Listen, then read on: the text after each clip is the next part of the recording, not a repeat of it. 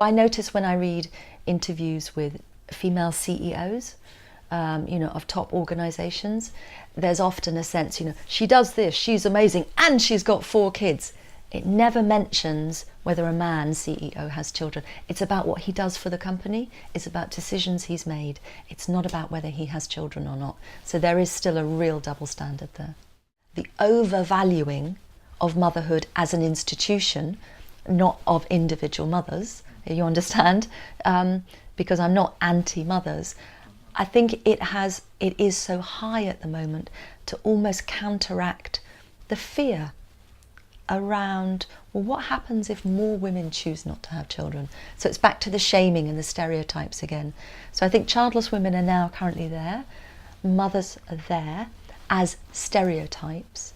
I think really what we need to do is we need to bring them to the middle. They only use the negative side of these stereotypes to shame us.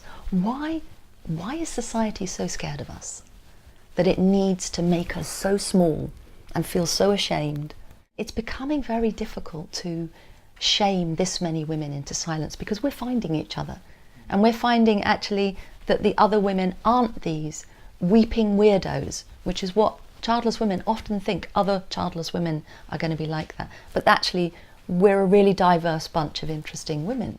It's interesting how this issue divides us. And I think that's a very powerful political thing to do, to divide women.